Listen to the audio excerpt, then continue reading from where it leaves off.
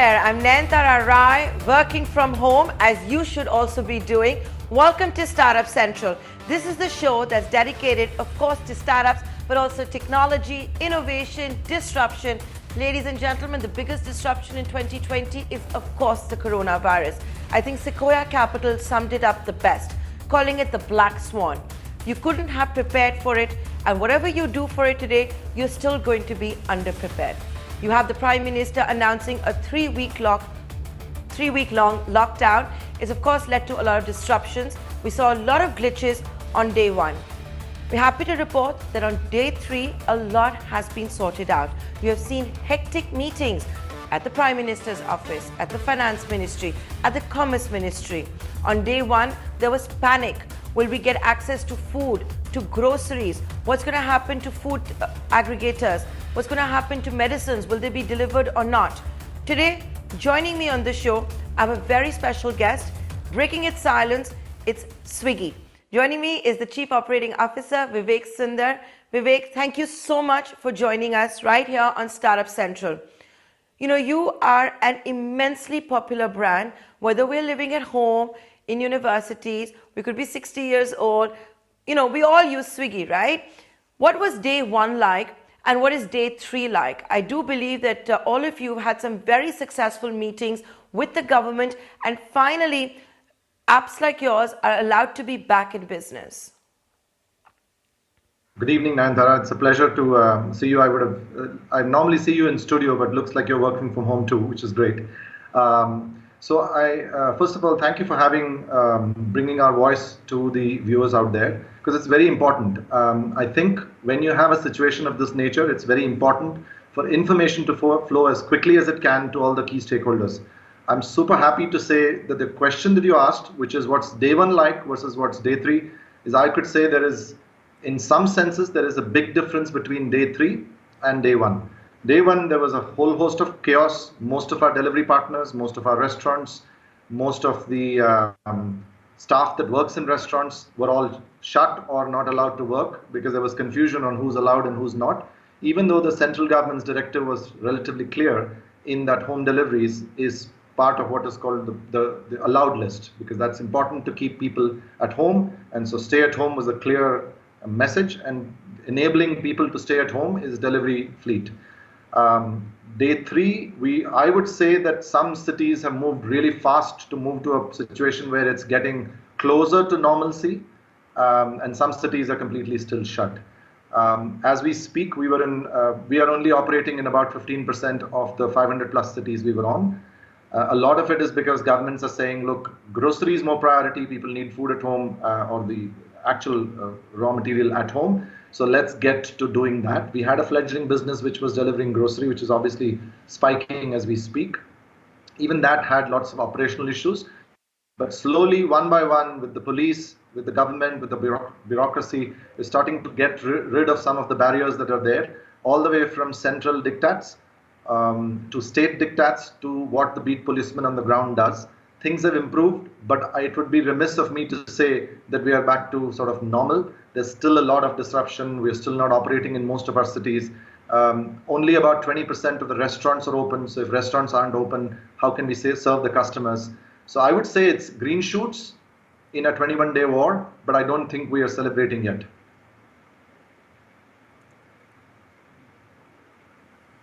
Not celebrating yet. It's a 21-day long war. Green shoots you started seeing.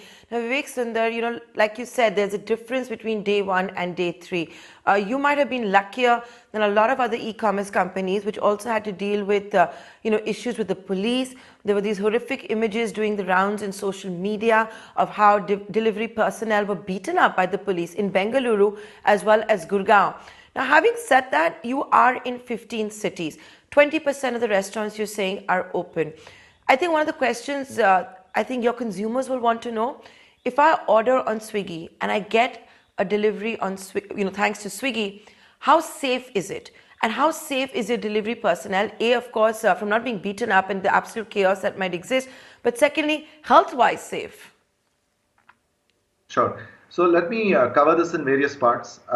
One is the single most important thing for us right now is, even though delivery personnel have been designated by the government as allowed because they are obviously responsible for ensuring the lockdown.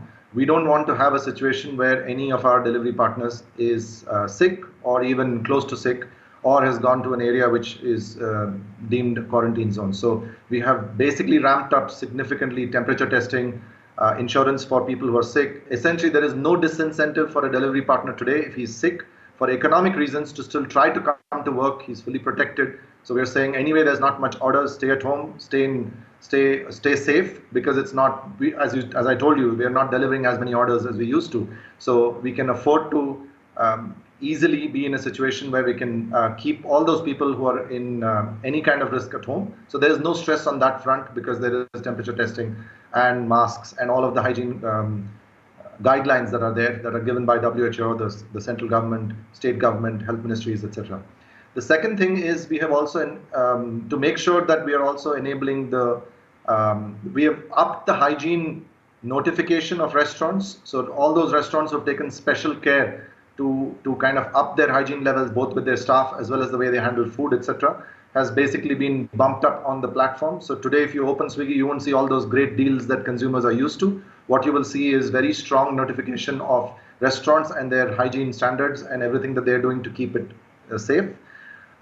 You will also see something called contactless delivery, which is you could easily be in a situation where the delivery partner comes, he rings your doorbell or he notifies you, keeps it in a safe place, and he leaves. So there is that social distancing that's there. There is no handing over of a delivery partner packet to you. Many of our packets are being delivered through this, what we call contactless delivery. So that social distancing is maintained even though we're delivering what is essential for some of our customers, which is food at home.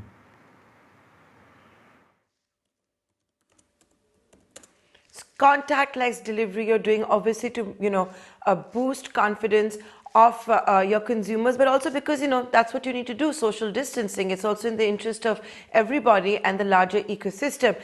Vivek Sunder, you're in 15 cities, and the restaurants that are open, kudos, but I want to also ask you that is it even feasible, possible for Swiggy to maybe verify these restaurants to see, are they hygienic? Because let's get real, hygiene is a problem. You may have a regulator, the food regulator, but we all know the realities, right? So the question I want to get and ask you is that if I'm going to be on Swiggy and I order some food on Swiggy, is there any quality control you're doing at all on the restaurants, or that's totally unreasonable for me to even expect? So just a clarification, Nayantara, maybe I didn't speak it clear enough. It's 15% of the cities that are open. So it's about 40 to 50 cities that are open, not 15 cities. But to your question, so obviously we have the FSSAI guidelines in place. Without that, you won't even be on the platform. On top of that, what we have done is we have tied up with food safety companies that have gone and done audits with these restaurants, and we have made sure that these independent companies have verified that there are food safety standards in place, all the way from kitchens to handling to waste management and water management and all of that. So anything that has basically got a hygiene stamp is not just FSSAI, but also on top of it independently verified. And we have had the system in place, thankfully, well before COVID hit, so that all we could do is at this point of time turn the dial on that one and made sure that those are the ones which are essentially being promoted as part of the collection onto Swiggy.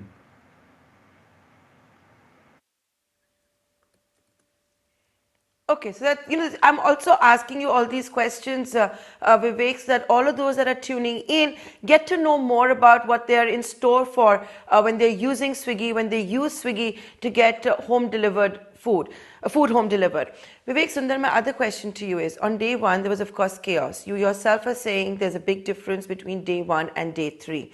On day two also, we saw some hectic meetings. We do all know how Commerce Minister Piyush Goyal, for example, exactly 24 hours ago at 6 p.m. had a meeting with e-commerce companies, food aggregators like you, logistics companies. At night, we saw a circular by the Home Ministry, which has also allowed delivery of cooked food. How has day three been since then? Do you now have to worry about safety of your delivery personnel, your delivery partners? Is that a cause of concern still? Yeah, so couple of things. Let me just give you my sort of citizens view before I give you my Swiggy employee view. I think if customers at this point of time have the ability to manage home food and basically avoid any kind of and ensure that there's social distancing and any unnecessary contact is there, we would absolutely encourage it. So just to be clear, we have absolutely no issues whatsoever if you have the ability to manage home food to be able to do that, which is why grocery being a high priority item is something we support. So that's the first thing I wanted to say, even before I say, look, order from restaurants and so on and so forth. Coming to the question that you have, I was part of that meeting that Honorable Minister had, Piyush Goyal. Super open to listening to all our ideas. Literally 100% of the ideas that we listened to were heard calmly. Not There wasn't much debate at all on whether that's important or not. There was if there was a suggestion that was not in sync with the Prime Minister's directive and the government's directive, that was quickly shot down. And therefore, it was very clear it was in line with the overall mandate of the 21-day lockdown. And whatever next steps that came out of the meeting are helping us today. I think the police on the ground, I don't want to give credit only to the Union Minister because obviously that's super helpful as well. But the police on the ground in various states, and some states faster than others, have been extremely responsive. They've had meetings with us. The heads of the police, the heads of the municipal corporations have had meetings with us and other e-commerce players and said, what are your problems? And when we've talked to them about the problems, they've responded. And I have to say, we sometimes say that these folks in government are slow and so on and so forth. I have to tell you, when it matters, they've been super fast. In Bangalore, there is a WhatsApp group that is there with all of us. We talk about an issue in let's say, close to MG Road or close to Whitefield or wherever it is. And very quickly that control room gets the message, and whatever clarification needs to be provided is provided, and if that delivery fleet needs to be let go, they let go. So I think there are still issues because restaurants are choosing to not stay open, and public transport is not working. So if you don't have staff, how can a restaurant open? So I wouldn't want to say that life is a bed of roses, but the fact is that the problems that you saw on day one are now receding in the background for some states. Some states are slightly behind the curve on this one, but I am confident that as the days goes by, we will quickly see everybody sort of adopting to the new norm of how do we make sure we serve customers in whichever way, form or shape, grocery, food delivery, etc., at their homes, so that social distancing is maintained.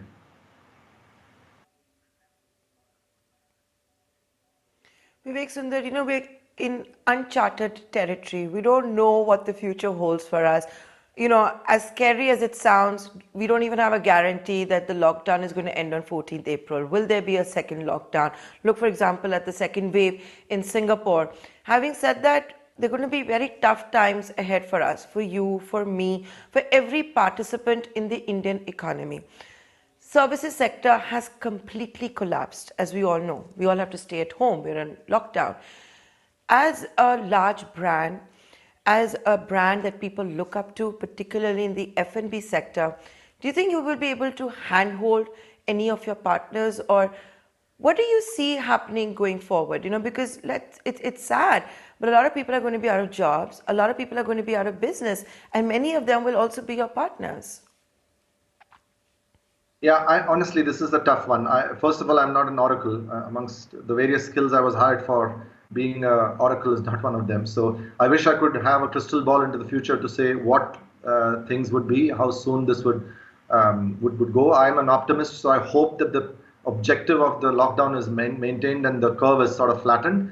But we are also realistic to say that, look, it may not happen. So what if scenarios will be planned? I mean, right now it's 100% of eyeballs on making sure the 21-day lockdown is being executed as well as possible, with discipline, with focus, in sync with the Prime Minister's directive of social distancing with discipline.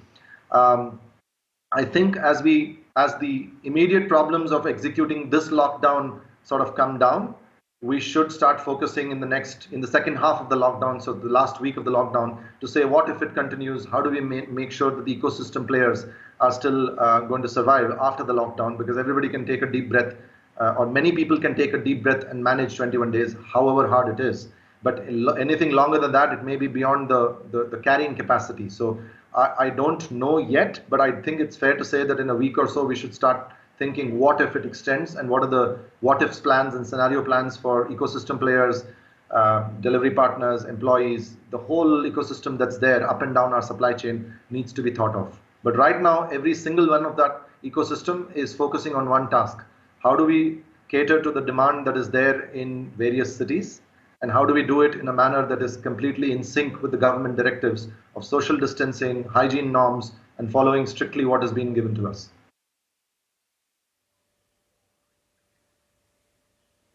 There is only one enemy right now. We're at war. It's against coronavirus. This is also, a peculiar time when we're trying to not be completely out of business. We're not charitable organizations. We do have to look at our P&L. I'm only trying to get an insight into this. We have to stay as one ecosystem. So during these tough times, are you helping your delivery partners at all? Are you, helping the restaurant partners at all? For example, are you taking lower commissions? Are you guaranteeing salaries to employees? We just want to get a sense of, what a large brand like Swiggy is doing. And the reason I'm also asking that is because if you are doing something, it can, be inspiring for those that are tuning in. Absolutely. I don't want to get into a sort of open discussion of what's happening at a restaurant by restaurant level, because these are all relationships that we have across the 150,000 restaurants that we have. But it is absolutely fair to say that we have tried to provide help and relief to our restaurant partners, those who are operating across the levels at which their cost structures are. We are also making sure that the delivery partners are being protected as much as possible. Of course, it's not where they're not allowed to operate, they're not allowed to operate, but where they are able to operate, at least we are making sure that they're able to get some level of economic sustenance.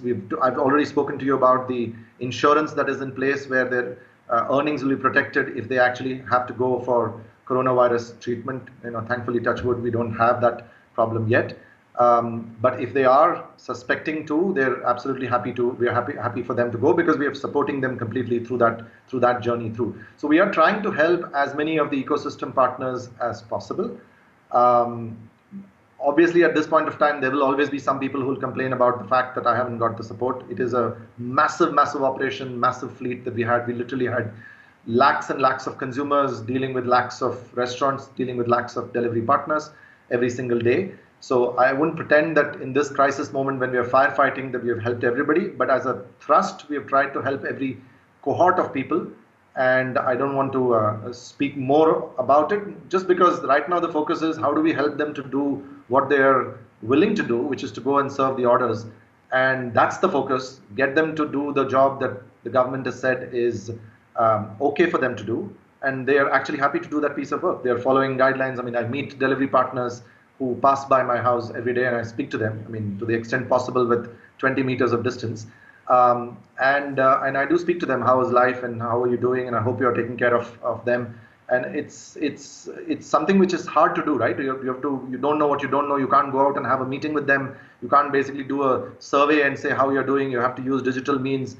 Not all of them are in cities that are open, so it's still messy. I don't want you to think that things are back to normal. But I think we're trying to do our best to help. I won't pretend that it's the full nirvana.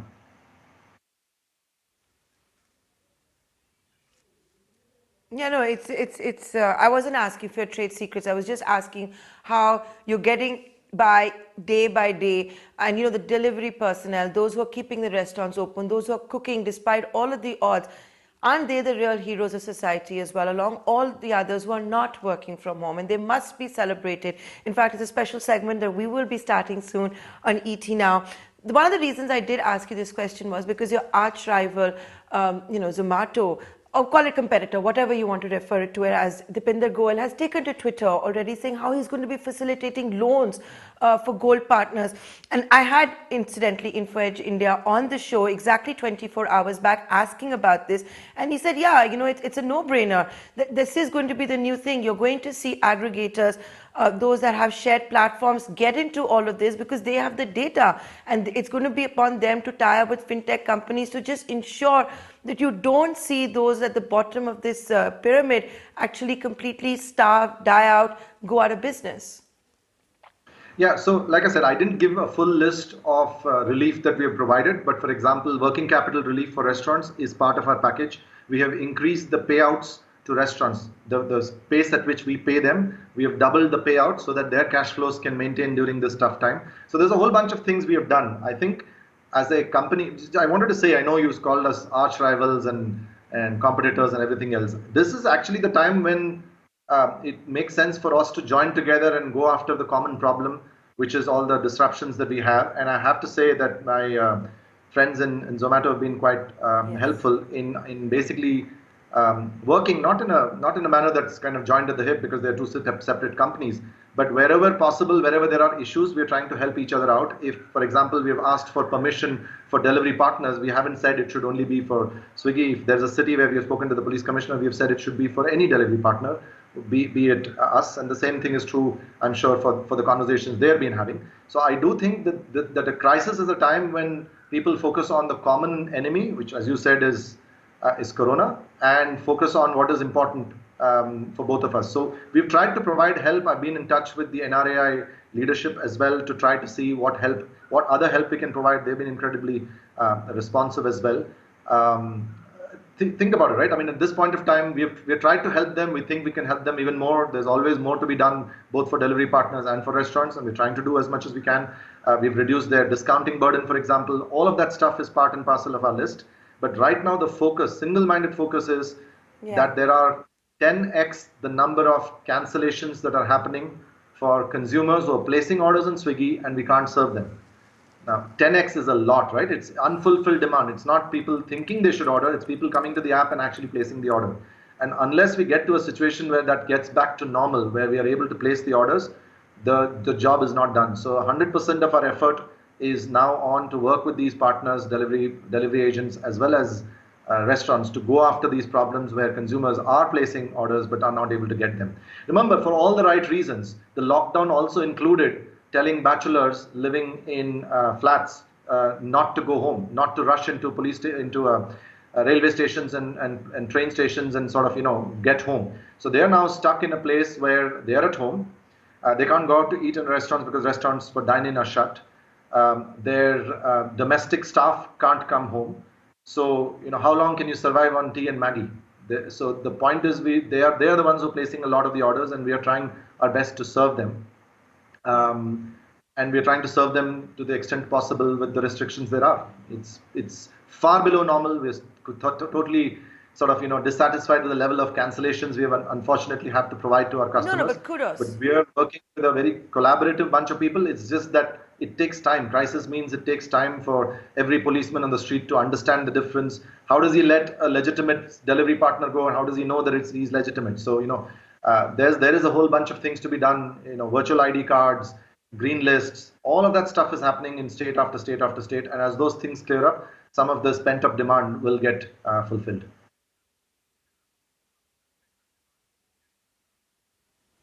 But Vivek, from Team ET, kudos to Team Swiggy for everything that you guys are doing. A lot of our employees are in cities where Swiggy is functioning. So I'd just like to let you know that how we have a WhatsApp group of colleagues, and the first time Swiggy started delivering, there were screenshots that all the colleagues started sharing and said, hey, I can finally order because I didn't have groceries, I didn't have enough time. So I'd like to thank Team Swiggy for that. And I'm sure I'm not alone. All the cities that you're operating in, I'm sure they also feel relieved and saying, hey, at least I've got my back covered. I know that I won't starve, I can order food. And I think the situation is being sorted out day by day. Like you said, day 3 is better than day 1. I'm sure day 4 will be even better than day 3. And by day 21, let's see what the future has. Like you said, you're not an oracle, I'm not an oracle. Even the Oracle of Omaha doesn't know what the hell is going on. But Vivek, thank you so much for taking the time out. I know it's a really busy time for you, and we really appreciate you coming out and being so candid with us. And all the very best. Thank you, Nayantara. If I may just say one thing, I know you said that you are being served, and that's great because obviously you are also part of the list of people who are serving the nation at this point of time. The media was an integral part of this. I have to say, much as it is just a symbolic gesture to sort of, tali bajao or thali bajao at 5 o'clock, I can tell you that the partners who are working their butts off on the streets and the call center agents that are handling all these irate customers are the foot soldiers that are trying to serve. And honestly, even though we may sit in our rooms and offices and say what's there in a thali, I can tell you honestly, they felt super happy that this was actually a tribute to No. them, with all of the other, health service workers, policemen, defense personnel, media personnel, everybody else who was serving the nation at this point of the original lockdown. They felt super good about it, and we may get cynical about it, but I have personally had these saying, "Sir, बहुत अच्छा लगा कि सबने notice किया कि हम लोग काम करते हैं," and it's on that note that I'd like to sign off and thank you for giving me the opportunity.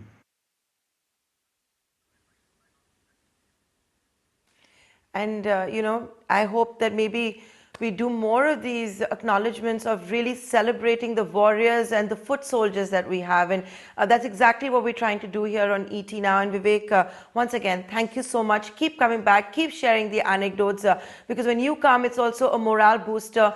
Talk on behalf of the employees, the struggles that they're facing.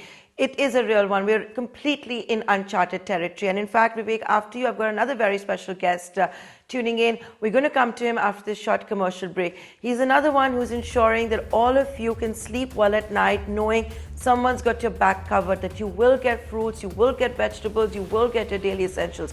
Joining me after this very short commercial break, Hari Menon, the co-founder of Big Basket, live right here on Startup Central. Don't go anywhere. We'll be back in less than 2 minutes.